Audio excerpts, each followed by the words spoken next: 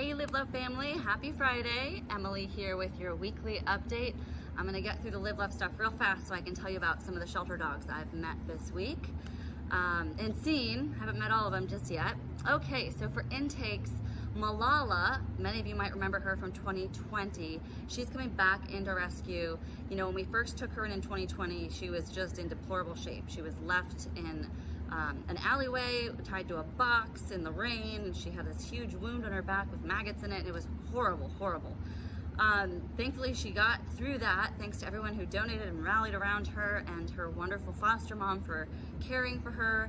She got adopted, and now she's being returned to us because as a Frenchie, Frenchies have these issues sometimes with like an irritable bowel syndrome and just doggy IBD, and that's what's happening with her, and her parents aren't able to manage that anymore. So we're taking her back into rescue, get her some medical care, and we'll figure out where to go from there. So she's coming back in. Nothing from the foster to adopt front. No adoptions to report either right now, although Bebita has a few adoption meetings this weekend, so we'll see how that goes. Medically speaking, just some rechecks for forever fosters Millie and Bubba. Millie has ongoing ear issues, Bubba has ongoing skin issues. They're both hanging in there and had some rechecks and some new meds dispensed for them. And then Rolly from Mama Purdy's litter, he was neutered, so his adoption will be finalized soon. Okay, on to the good stuff. So I'm here in California now. I've been able to go to the Long Beach shelter in person, got to talk to several of the wonderful staff members there and the amazing volunteers. I mean, the volunteers and, you know, there's a few core staff members there that I feel are really just like the backbone of that shelter, and just really doing so much for all of the dogs there, and just very, very grateful to them. The shelter is more crowded than I have ever seen it. You know, I applaud them for not euthanizing because of space, not killing because of space, but what that's left is kennels set up in the entryway, makeshift kennels set up on the property, on the grounds, in conference rooms. I mean, it's like they're putting dogs everywhere they can find space for a crate. And it's very, very urgent that we start getting dogs out of there. So with that being said, there's also, you know, a couple of the other shelters that we look at have some dogs in need as well that caught our eye, and I wanted to highlight for you today. All right, take a listen. Okay, so for the Downey Shelter, they have a pair of, I don't know if they're bonded, but they sure look like they came in together. Have not checked that out fully. So Louisa is 6 months old. She's only 21 pounds. She's just a baby. She's being really overlooked. Shelley, 7 months old, came in as a stray. Same thing, just overlooked. They are available for public adoption, very much so adoptable. Cute, friendly, young, medium-sized. They need fosters, and that's the Downey Shelter, Louisa and Shelley.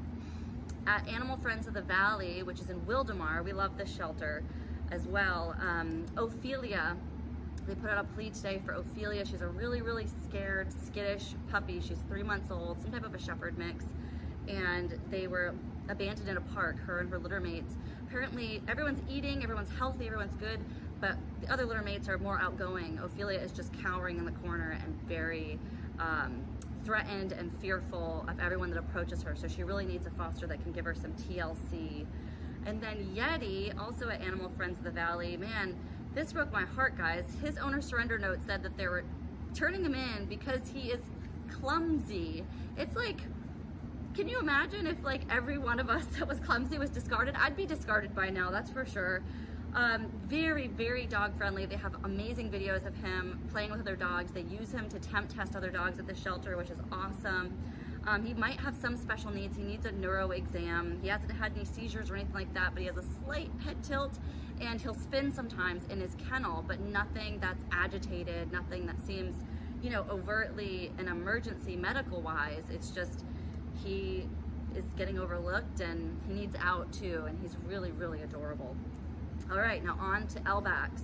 There's more listed from LBACs because I went there yesterday, and let me tell you, it's so hard to just walk through that area and see all of the animals that really, really need help right now. So first one, Marky Bark.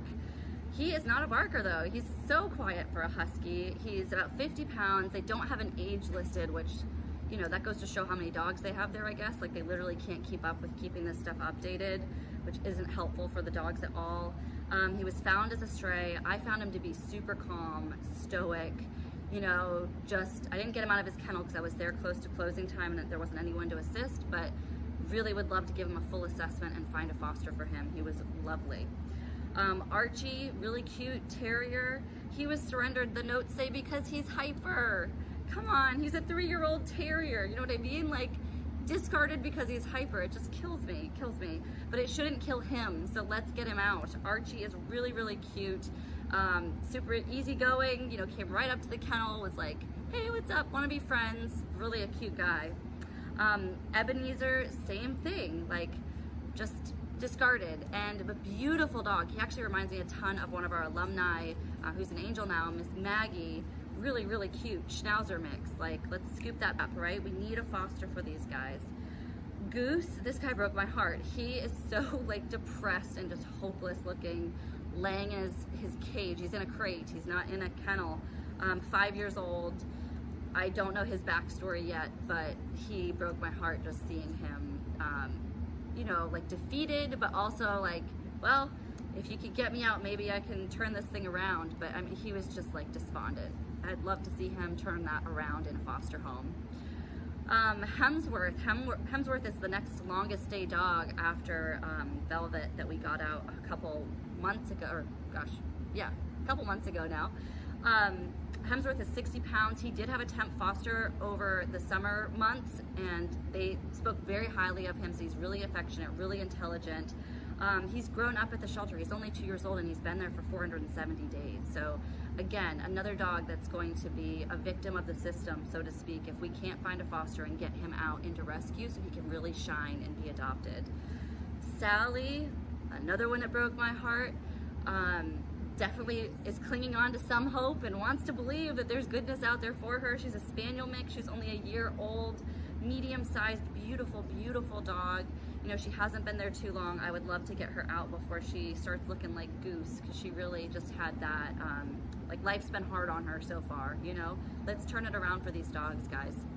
Bailey is the last one I'll talk about. I'm gonna try not to get emotional about her, because she was surrendered because she's too excitable, too hyper around other dogs.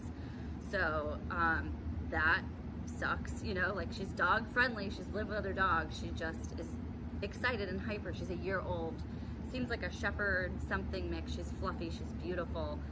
When I walked around the corner and saw her in her kennel, I didn't have my video going, I wish I did.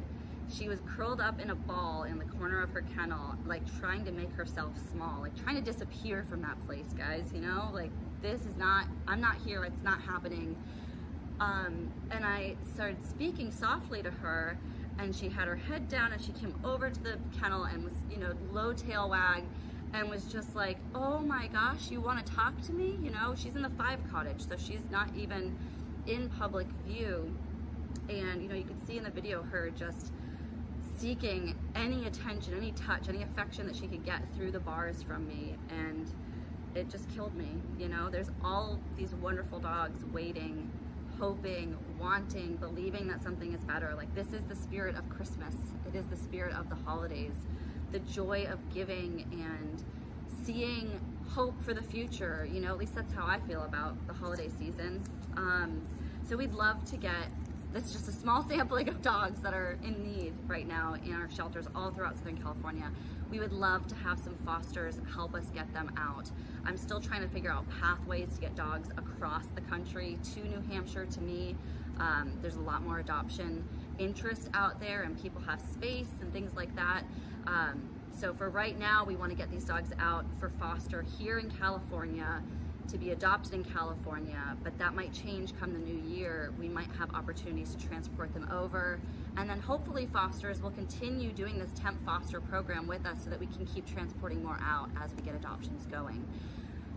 It's the only solution I can think of to try to fix the problem here in Southern California with pet overpopulation, because it's heartbreaking, especially as, you know, someone who's dedicated the last 10 plus years of their life to stopping this.